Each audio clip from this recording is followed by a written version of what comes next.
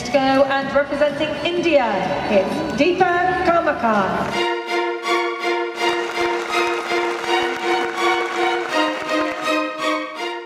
রবিবার 14ই আগস্ট রাত পোহালেই স্বাধীনতা দিবস। ভারতীয় ক্রীড়ার নবজাগরণ কি দেখবে 15ই আগস্টের ভোর জিমন্যাস্টিক্সের হাত ধরে? রবিবার ঘড়ির কাঁটা যখন ছোবে রাত ঠিক 11:17, তখনই অলিম্পিক্স স্বপ্ন ছুঁতে নামবেন ত্রিপুরার বাঙালি কন্যা।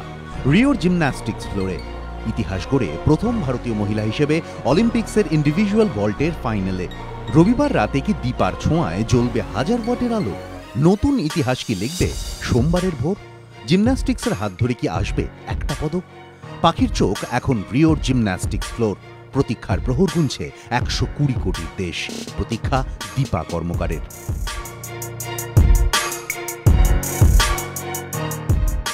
আগরতলার এই সেই সরু গলি, দিনের পর দিন মাসের পর মাস দীপার লড়াইয়ের সাক্ষী রয়েছে। যে সাধারণ মেয়ে থেকে যে চ্যাম্পিয়ন হয়ে যাওয়ার লড়াই দেখেছে, আগরতলার গলি থেকে রিওর রাজপথে পৌঁছনোর সেই গল্পটাই জেনে নেব আমরা।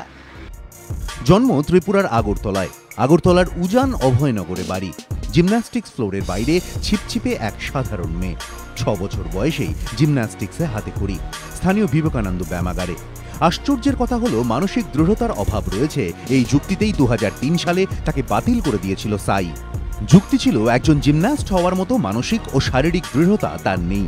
হাল ছাড়েননি দীপা, হাল ছাড়েননি বাবা দুলাল কর্মকার। দীপার দায়িত্ব হাতে তুলে নেন বিশ্বেশ্বর নন্দী। তার পরেরটা তো ইতিহাস।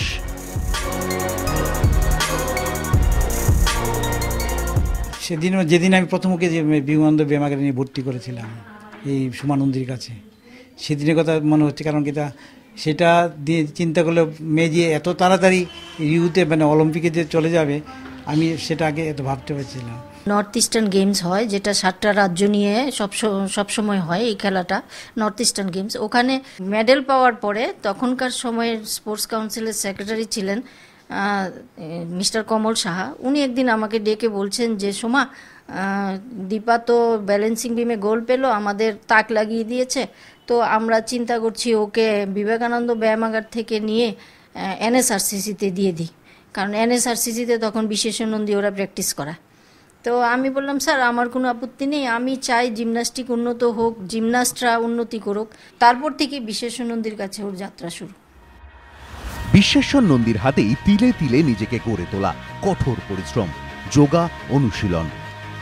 আমি শুধু একদিনে সুখে একটা কথা বলেছিলাম, দেখো বাবা আমি কোনোদিন ইন্ডিয়া রিপ্রেজেন্ট করতে পারিনি, সেটা অনেক আগের কথা। বলেছিলাম তুমি আমাকে একবার শুধু ইন্ডিয়া রিপ্রেজেন্ট করে দাও। ও আমাকে সেটা করিয়ে দিয়েছে। জিমন্যাস্টিক্সের জন্য সবচেয়ে গুরুত্বপূর্ণ হলো দেহের ওজন ঠিক রাখা, ওজন বাড়তে না দেওয়া, অক্ষরে অক্ষরে মেনে চলা ডায়েট চার্ট। কি ছিল দীপার ডায়েটে? প্রাতরাশে একটি ডিম, স্যুপ ও রুটি, 3 টুকরো মুরগির রোস্ট ও একটি রুটি দিয়ে মধ্যাহ্ন ভোজন, আর নৈশভোজে মুরগির মাংস, রুটি, সোয়াবিন ও শাকসবজি। কিন্তু এই রুটিনেই কি সবসময় চলে? কখনো কখনো মুখ বদলাতেও হয়। কিন্তু চাইনিজ খেতে গেলে অনুমতি নিতে হয় বিশ্বেশ্বর স্যারের কাছে।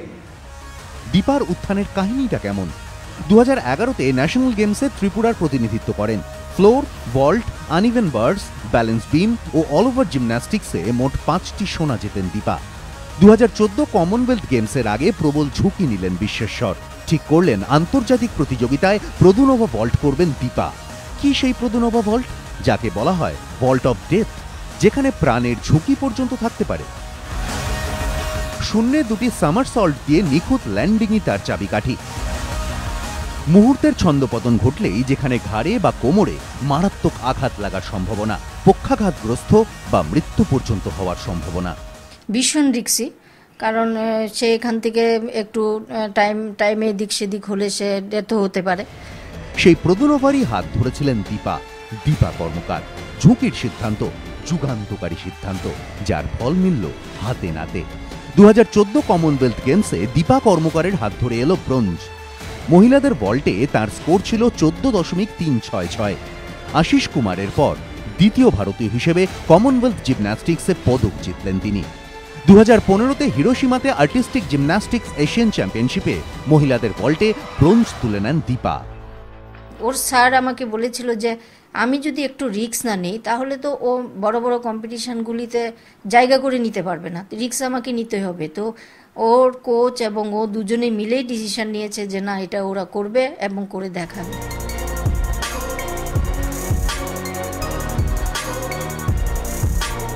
ভয় লাগে তো সত্যি, কিন্তু এখন কিছু করতে গেলে তো, কিছু পেতে গেলে কিছু তো করতে হবে না। সাফল্যের নেপথ্যে রক্ত, ঘাম, স্বপ্ন, লড়াই আর বিতর্ক। রিওয়ে অলিম্পিক্সের যোগ্যতা নির্ণায়ক টুর্নামেন্টের মধ্যেও এক অদ্ভুত টানাপোড়েনের মধ্যে পড়েছিলেন দীপা। তাকে নিয়ে দড়ি টানাটানি শুরু হয় দুই জিমন্যাস্টিক্স ফেডারেশনের। ফলে কঠিন প্রতিযোগিতার জন্য দীপার অনুশীলন করাই প্রায় অসম্ভব হয়ে পড়ে। শেষ পর্যন্ত সাহায্যের হাত বাড়িয়ে দেয় সাই। প্রথম জীবনে দীপাকে যারা বাতিলের খাতায় ফেলে দিয়েছিল।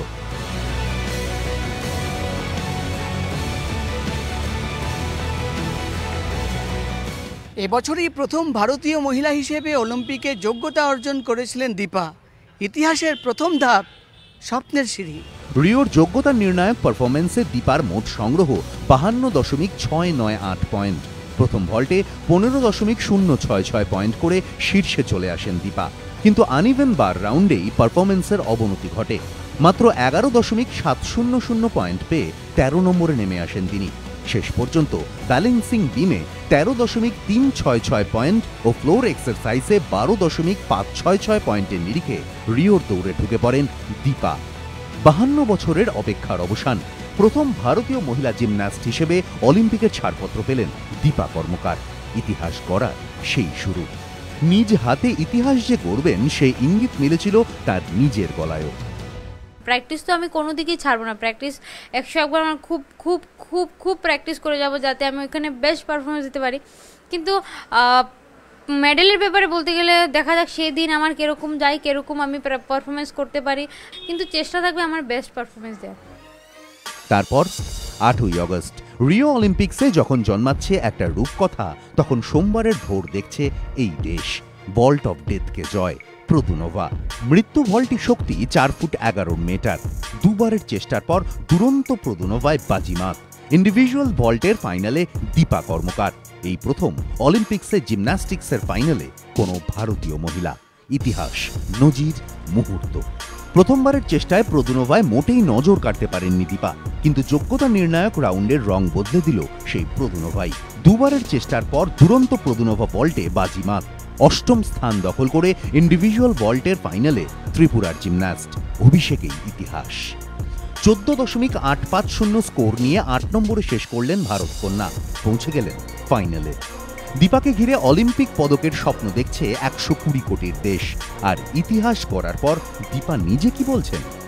আমি খুশি, কিন্তু আরো ভালো করা উচিত ছিল।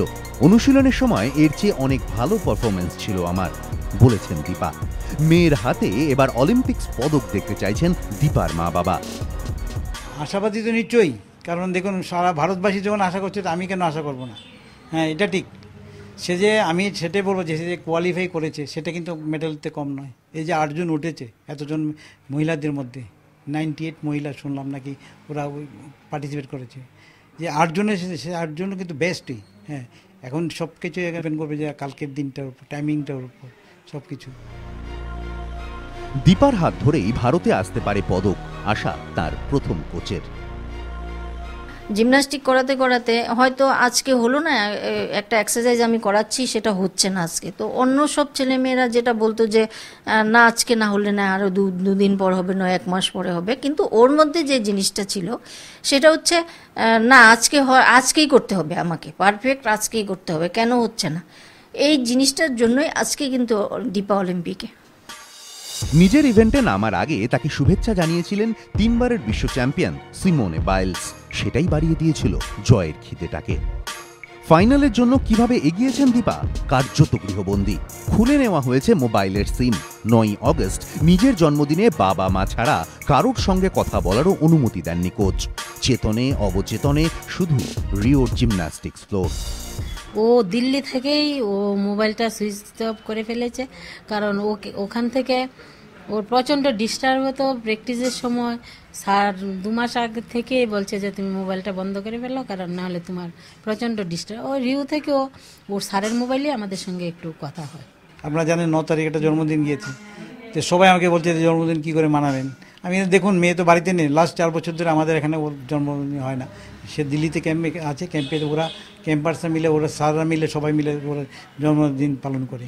তাই আমি বলেছি ঠিক আছে, জন্মদিনের জন্য আমি মাতা বাড়িতে আমাদের যে এখানে মন্দির আছে লোকনাথ মন্দির, ওই সব আমাদের লক্ষ্মীনারায়ণ মন্দির যাব, তাদের কাছে আশীর্বাদ চাইবো যে মেয়েটা যাতে জন্মদিনে যাতে একটা ভালো একটা উপহার দিতে পারে আমাদের ভারতবর্ষকে। চলেছে কঠোর অনুশীলন, স্ট্র্যাটেজি আর পরীক্ষা নিরীক্ষা। তবে রবিবার জীবনের কঠিনতম পরীক্ষায় নামার আগে বাবা মাকে কি জানিয়েছেন দীপা? মেয়ের সঙ্গে কালকে রাত্রিরে কথা হয়েছে। কি কথা হলো, কি বলছিল? না, ও বলছে আমরা কি করছি, ও প্র্যাকটিস থেকে এলো, দুপুরবেলা খাওয়ার পর ও ফোন করেছিল আর কি। ভিলেজে প্রত্যেকে ওর সঙ্গে দেখা করছে, বলছে যে কে মিলে গেছে মেডেল। তো মেয়ে তো আর কিছু বলে না, কারণ কোচ তো বুঝে গেছে যে ওকে ভারত চড়িয়ে দিচ্ছে। তো ওর জন্য কোচ কী করেছে, ওকে সিধে বলেছে তুমি আর কারোর সঙ্গে কথা বলার দরকার নেই, তোমার প্র্যাকটিস করো, তুমি তোমার ঘরে গিয়ে রুমে গিয়ে রেস্ট করো, বাস, আর কিছু দরকার নেই। জিমন্যাস্টিক্স ফ্লোর আর আনইভেন বার্সের বাইরে যেন পাশের বাড়ির সেই মেয়েটা। আগরতলার উজান অভয়নগরে বাড়ি, সবার ভীষণ প্রিয়। খ্যাতি এসেছে কিন্তু এখনো মাটির কাছাকাছি। বাবার স্কুটিতে করে এখনো নিয়মিত প্র্যাকটিসে যাওয়া। সম্প্রতি তাকে স্পোর্টস অফিসারের পদে নিযুক্ত করেছে ত্রিপুরার ক্রীড়া দপ্তর। ডিস্ট্যান্স লার্নিংয়ে রাষ্ট্রবিজ্ঞানে MA করছেন। ভীষণ প্রিয় ইলিশ মাছ আর পাঁঠার মাংস। কিন্তু স্বপ্ন ধাওয়া করতে করতে কতদিন যে সেসব ছুঁয়ে দেখা হয়নি। ফ্যাট জাতীয় কোনো জিনিসপত্র খেতে পারবেন না, আর স্পেশালি ওখানে মাছ দেওয়া হয় না। আপনারা জানেন বাঙালিদের প্রিয় খাদ্য ভাত, মাছ, ডাল, ওগুলো না হলে চলে না, কিন্তু একরকমভাবে ওইগুলো থেকে অনেক দূরে। তাতে অবশ্য একটুও আক্ষেপ নেই ত্রিপুরার মেয়ের। নজর এখন 14 তারিখে, যখন জিমন্যাস্টিক্স ফ্লোরে নামবেন তিনি অলিম্পিক্স ফাইনাল। রবিবার কাটায় কাটায় রাত 11:17 আরেকটা দৌড় শুরু করবেন তিনি। মৃত্যু ভল্টকে জয় করে কি নতুন ইতিহাস? রিওতে রেনেসা? অপেক্ষা 120 কোটির।